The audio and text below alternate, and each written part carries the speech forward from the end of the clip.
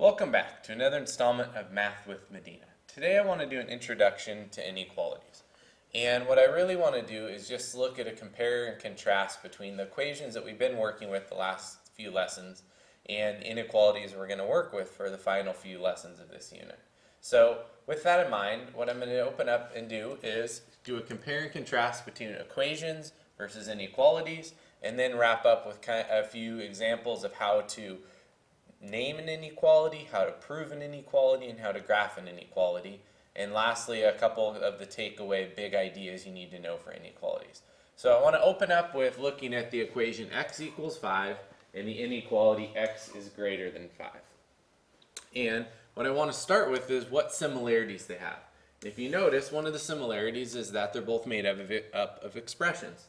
Specifically, that equations are made up of two expressions. And if you look at our inequality, x is greater than 5, it as well is made up of two expressions. So that's a really big similarity, but also lends itself to be an opportunity for confusion, is that sometimes people see two expressions and immediately think, oh, this has to be an equation.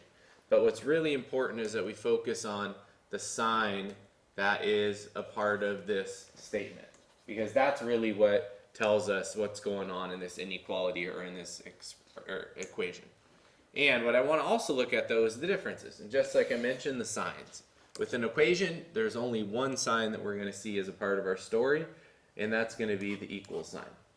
Now, with an inequality, you're going to have a different situation. There's actually four signs. There's the greater than sign, the less than sign, the greater than or equal to sign, and the less than or equal to sign. And another big difference between the two of them has to do with solutions. If you remember, in the last lesson we discussed that an equation actually can have more than one solution, but most of the lessons so far we've talked about it can have one solution. But then remember, there were those two special circumstances where it could have no solutions and it could have all real solutions. Now, with an inequality, it's a little different. It's actually a set of solutions. You're going to hear me talk about a set of solutions. That's really just going to be all the numbers that would make a true statement. All right, and from here what I want to look at is 4 examples of different inequalities.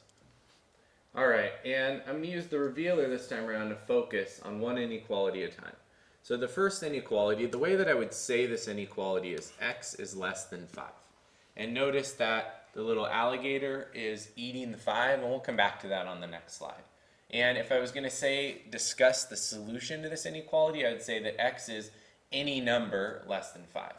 And the first thing we want to do, if we're going to graph our solution, which is how you communicate a solution to an inequality, is actually drawing it through a graph, is I would want to scale my graph. So notice that I added some numbers on each of the slashes, making sure that I had 5 in there, and when possible I try and always include 0 and a negative number, but keep in mind sometimes that's not going to be possible. But it's really important that if we know that we're looking for numbers less than 5, that our graph shows values less than 5. So if we start out here, what I do to graph this is I go to 5 and I put an open circle. We'll explain why here on the next slide. And then I would shade my graph to the left. So I'd shade everything to the left, and then I draw an arrow at the end which says that shaded area keeps going. And the reason why is that what that shaded area represents is actually that set of solutions that make a true statement. So just like before, if I want to prove my solution, I need to pick a value and plug it in. So I'm going to pick an easy one, like in this case I'll pick 1. So I'll take the original inequality here and I plug 1 into it, and then I ask myself the simple question, is this a true statement? So is 1 less than 5? And I would be willing to bet most of us out there would say, heck yes it is. So we know that if 1 is less than 5, then that tells me I shaded my solution in the correct direction. Alright, so let's pull the revealer down and look at our next inequality. And so this one, we would say y is greater than negative 1. So that would mean, in words, our solution is any number greater than negative 1. So we want to draw a picture of what that looks like. So we come over to our scaled number line, and we go to -1, and again we put an open circle. And if I'm thinking about myself standing there at -1, I'd want to go to shade everything to the right, because that's where all the greater values would be. So I shade them all in nice and dark, and then I put a big arrow telling me everything that direction. Now, to check it just like before, I need to pick a value. So, hey, let's pick 1 again. That just makes it really easy to keep doing the same thing. So we'd put in 1, and then I ask myself the same question as before, is 1 greater than -1? And we know that it is, so we can say, yep, good job, we shaded the right direction. So now let's go and look at ones that are a little bit different. And I want you to really keep an eye out for what do you see happen that's different. So this one we'd read as n is less than or equal to -4. So our solution then is going to be any number less than or equal to -4. So we'd come in here to graph it, we go to -4. This time around, notice, I'm going to put a closed circle because we said greater than or equal to, less than or equal to. So it's important we keep in mind that or equal to means we count that point, this place we start at. And then I shade everything to the left. Nice and dark, and put my arrow on the end. Just like before, we're going to pick a value, and hey, you know what? Let's pick 1. So we pick 1, we put that into our inequality, and we say 1 is less than or equal to 4. And then I ask myself, is that true? And we know 1 is less than 4, so we say, good job, we know we shaded in the right direction. Now, what's really important is that you hear this next statement, so please listen up. It's a big deal that you do not check the point, check the inequality with the point that you start at. Because if you plug that in, you will get a true statement, but that's not really a part of the shaded area, it's just where we're starting. So make sure whenever you pick that point, notice I pick 1 all the way throughout so far, and I usually like to try and pick 1 or 0 if I can. It's important that you pick a point in the shaded area, not where you're starting. Alright, so let's take a look here at this last one. And as we look at this last one, I can see that my inequality is a is greater than or equal to 2. So our solution then is going to be any number that's greater than 2 or equal to 2. And remember, the or equal to part is really important when it comes to the graphing. Because I go to 2 and I put a closed point because we're counting 2. And then again, whenever I'm shading, I always just ask myself the question, well, where are my values going to be greater than 2? And I can see that my values that are greater than 2 are going to be to the right of where I started on my point. Now, the one last thing on here, after we prove this, forgot that part. So let's come in here and let's pick, you know what? Let's pick 4. That sounds fun.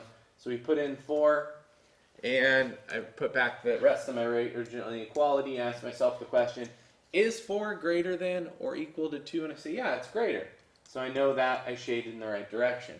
Now, 2 things I want to really emphasize here.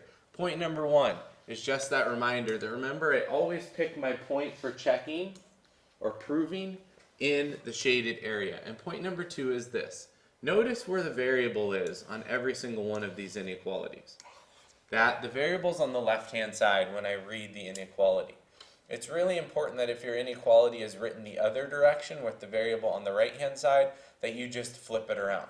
For example, this first one, if I had 5, let's try a different color, that one's not very good. So let's go with, if I had 5 is greater than x. Well, I actually would still read that as x is less than 5, because it really doesn't make sense to say 5 is greater than x. So notice, to go from here to here, we just flip the location of the x and the y, so use that commutative property, and then with it also notice that my inequality sign flips around.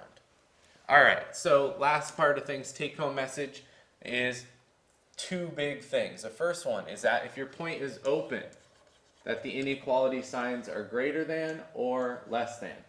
That if it is closed, that your inequality signs are greater than, equal to, less than, or equal to. And when asking that question, which direction do I shade, to the left or to the right, it's important that we remember we shade to the left, that left is less. So it's when our variable is less than or equal to. And at the same time, when we shade to the right is when things are greater.